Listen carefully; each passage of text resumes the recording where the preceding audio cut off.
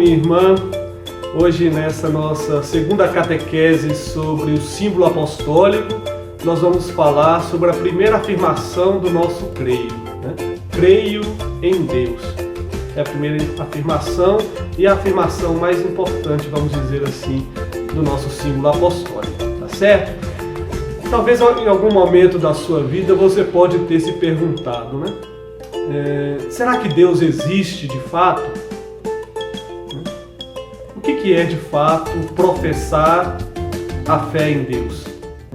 Nesses tempos de pandemia, de coronavírus também, podemos nos perguntar as atitudes de prudência, de confinamento, de isolamento, quarentena. Tudo isso é um sinal de falta de fé em Deus ou não? Tem surgido muitas dúvidas nesse sentido e vamos falar um pouco sobre isso também aqui no vídeo, tá certo? Talvez em algum momento em que nós passamos por alguma situação difícil e nós não compreendemos a vontade dele em nossa vida, às vezes mesmo por uma crise existencial, onde nós nos questionamos sobre a nossa existência, sobre a existência do mundo, né, de onde tudo vem, enfim. Às vezes da relação entre ciência e fé, razão e fé, às vezes com os estudos que nós temos nessa área, às vezes nossa convicção a respeito da existência de Deus parece um pouco abalada, né? E nós vamos falar então da fé em Deus. Nós sabemos que nós cristãos, assim como também os muçulmanos e também os judeus, nós professamos a fé num Deus único. Isso é muito importante. Essa primeira afirmativa do creio, nós professamos creio em Deus. Está escrito no símbolo apostólico. E se a gente for resgatar o símbolo niceno-constantinopolitano, nós vamos perceber que o símbolo niceno-constantinopolitano começa com creio em um só Deus. É quase a mesma coisa. A diferença, na verdade, é que o creio niceno, ele apresenta a essência da fé monoteísta. Não basta dizer creio em Deus somente. Nós temos que dizer creio em Deus, mas tendo a consciência que é um único Deus. E nós cristãos, a nossa fé também é monoteísta. Em um só Deus, uma única natureza, uma única essência, uma única substância. Deus é único, né? Escuta, Israel, o Senhor nosso Deus é único. Está escrito em Deuteronômio. Então é a profissão de fé dos judeus, que também pode ser a nossa, porque nós também acreditamos no único Deus, tá certo? Essa é uma coisa importante que nós precisamos colocar. É um Deus trino, mas é um Deus único, um Deus uno. Quando a gente fala de mesma substância, mesma natureza, daí nós vamos resgatar de novo o creio niceno-constantinopolitano, que ele vai falar que Jesus Cristo é Deus de Deus, luz da luz, Deus verdadeiro de Deus verdadeiro.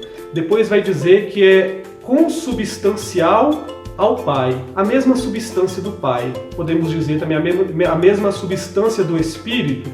Então isso é muito importante para a gente compreender esse primeiro passo que nós devemos dar, que é professar a fé num Deus uno, tá certo? Agora, sobre a dúvida e a fé. Duvidar da existência de Deus, eu diria que é algo normal na nossa vida, porque a fé e a dúvida são como irmãs, não são inimigas, são irmãs. Elas partilham do mesmo campo, vamos dizer assim. O ateu, que é aquele que duvida da existência de Deus, em algum momento ele também se pergunta, e se Deus existir? Né? O crente, todos nós somos crentes, não estou falando do evangélico, estou falando do crente, aquele que crê em Deus, todos que creem em Deus. O crente, somos nós, também, em algum momento da sua vida, pode se perguntar, né? E se Deus não existir? E se Deus não existisse? O que seria das coisas? O que seria de nós? O que seria do mundo? E é muito importante essa pergunta sobre a existência de Deus, porque é isso que vai revelar a nossa ação, o nosso agir, a moral e a ética. Tudo isso depende da existência de Deus. Por isso que é tão importante esta questão, que, repito, é uma questão que faz parte do mundo dos crentes, como também do mundo dos não crentes, ou seja, dos ateus, certo? Agora, é importante a gente compreender uma coisa. É complicado a gente dizer assim, aquele que tem fé é aquele que crê 100%. Eu não acredito que crer 100% seja algo positivo, porque de certa forma é uma fé que vai cegando a si mesma, crer 100%. Nós devemos sempre permanecer, sempre deixar no âmbito da nossa fé aquela porcentagem de dúvida que é capaz de ser o motor da própria fé. Isso é interessante, o Papa Bento XVI fala isso, né? A dúvida é o motor da fé. Em que sentido? No sentido em que, quando nós duvidamos, mesmo que em uma porcentagem pequena, em comparação à fé, quando nós duvidamos, aquela dúvida é capaz de nos mover, não nos deixa parados, nos move para procurar respostas para as perguntas que nós mesmos colocamos. Isso é muito importante no progredir, no avançar, no progresso do caminho que todos nós cristãos fazemos. Santo Agostinho dizia: eu preciso crer para compreender. A fé, ela se torna luz para a compreensão, crer para compreender, né? E compreender para crer melhor. Então são duas coisas que não estão separadas. A dúvida ela é importante para aqueles que creem. Assim como também a possibilidade de fé também é importante para o ateu, porque ele se questiona. Eu sempre digo que o verdadeiro ateu é aquele que cogita a possibilidade da existência de Deus. Porque tem muitos que se dizem ateus, que na verdade o que eles são, na verdade, são a religião, né? Ou seja, são contra a religião, negam a religião ou negam simplesmente uma igreja. São contra princípios de determinada igreja, então eles se dizem ateus, mas na verdade não são ateus. O ateu é aquele que entra num confronto sincero com a própria existência, existir e não existir, fé e dúvida. Isso é fundamental. Portanto, não se cobre se em algum momento da vida você se questionou sobre a existência do mundo, de Deus, tudo isso. Isso é importante para a sua evolução como cristão e como cristã. O importante é não permanecer na dúvida. Isso é muito importante, porque se permanecemos na dúvida, aí nós voltamos a estar parados e aí torna-se uma coisa pior ainda, que é um estar parado dentro da existência do nada, que é o quê? Que é a dúvida que nos tranca, que nos fecha para olhar de fato para Deus e acessar a fé. Então, em termos de porcentagem, só para a gente compreender melhor, a gente pode dizer assim, eu tenho 90% onde a minha fé ela se mantém, 10% onde a dúvida ela acaba brigando ali com fé para que ambas possam crescer, certo? Então isso é muito importante. Lembrando sempre que a dúvida jamais pode ser maior que a fé. Quando a dúvida é maior que a fé, nós entramos numa crise profunda e aí a gente precisa realmente trabalhar para que a fé comece a superar a dúvida. Muito bem, na introdução nós falamos da questão da pandemia que está acontecendo agora na atualidade e muitas pessoas têm nos perguntado o seguinte: Padre, mas será que não é falta de fé a gente fechar as igrejas? A gente parar de não ter mais missa com o povo, os cultos, enfim. Será que isso é a falta de fé em Deus que pode nos proteger? Essa é uma visão, gente, muito perigosa. Muito perigosa porque a fé, relembro, a fé não é uma fé cega. A fé, ela precisa ser compreendida e precisa também compreender. A fé compreendida e a fé também que é capaz de compreender. Nisso, São João Paulo II também escreveu uma encíclica chamada Fides et Ratio, Fé e Razão. E ele vai dizer que a fé e a razão são como se fossem duas asas que o homem tem, com que ele possa voar e buscar sempre o conhecimento da verdade que é Deus. Então a fé e a razão, elas não são contraditórias. A fé e a ciência, por exemplo, não são contraditórias. Elas se complementam. Nós católicos, a nossa fé, ela parte desse princípio, né? É claro que a fé, ela antecede a razão. A fé, ela antecede a reflexão. E São Paulo dizia isso quando ele falava que a fé nos vem pelos ouvidos. Ou seja, a fé ela nos vem por algo externo a nós. Antecede a nossa reflexão. A fé, ela não é um fruto de uma reflexão pessoal que nós chegamos à fé. Não, ela vem de fora.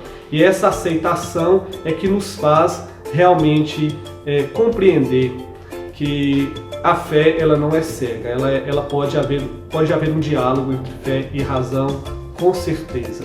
Agora podemos nos perguntar, né? E esse coronavírus que está aí? A gente poderia trazer a história de São José, esposo da Virgem Maria. Ele fugiu com o menino Jesus e a Virgem Maria para o Egito. Talvez se José tivesse um amigo um pouco assim, vamos dizer, fundamentalista, poderia dizer a José: mas José, você não crê em Deus, não? Você não acredita em Deus? Fica aqui. Deus vai proteger você, a mãe e o menino. Então ele vai proteger toda a Sagrada Família, todos vocês. Então a fé, gente, ela não é cega. Repito, a fé ela anda junto também com a prudência, a obediência. Quando Jesus foi tentado por Satanás, Satanás dizia, né? Joga-te daqui para baixo, que eu também conheço as Escrituras e sei que Deus vai enviar os teus anjos para que eles possam te aparar, vamos dizer assim. Aí Jesus diz: não tentarás o Senhor teu Deus. A fé e a prudência andam juntas. Eu diria, inclusive, que a prudência, sendo uma virtude, é o modo de exercer a nossa fé. Se Deus nos orienta por meio das autoridades, sobretudo dos bispos, do Papa Francisco, se Deus nos orienta que é o momento de ser prudentes, a maneira de nós vivermos a nossa fé é sermos prudentes. Creio no Deus vivo. Creio no Deus vivo. Creio no Deus verdadeiro. Quando Deus se revelou a Moisés, Moisés perguntou: quando eu for até o faraó, vou dizer o que a ele? Deus disse: eu sou aquele que sou, ou eu sou o que sou, me enviou até você. Deus se revela no Antigo Testamento como aquele que é. Eu sou aquele que sou. Isso é um nome. Deus dá um nome. Quando ele dá um nome, ele abre espaço para o relacionamento. Deus, portanto, é um Deus de relacionalidade. Deus é um Deus de relação. Se abre ao relacionamento, né? E depois, eu sou aquele que sou, revelam duas coisas importantes. Primeira delas, que Deus, ele não cabe em um nome específico. Ele é aquilo que é, ele é o ser por excelência, né? Depois, dizer eu sou aquele que sou é a recusa de um próprio nome, né? Recusando um próprio nome justamente por conta da grandeza de Deus. E no Antigo Testamento também Deus se revela com o nome de Yahvé, é o chamado tetragrama. O que é Yahvé? É formado pelo Y, o H, o W e o H. O tetragrama revela o nome de Deus, que não poderia ser pronunciado pelos judeus, pelos israelitas. Então eles não pronunciavam o nome de Deus. Por causa de quê? Por causa da santidade de Deus, da grandeza de Deus, é um respeito. Então toda vez que estava escrito o nome de Deus, eles diziam Adonai. Adonai é a palavra hebraica que quer dizer Senhor. O grego resgatou isso com a palavra grega Kyrios, e chamou Jesus de Kyrios. Jesus é o Senhor. Então é interessante que do Antigo Testamento para o Novo, Deus vai se revelando, e no Novo Testamento ele se revela como o Senhor em Jesus Cristo, seu Filho, né? Que nós vamos falar depois nas próximas catequeses nossas. Muito bem.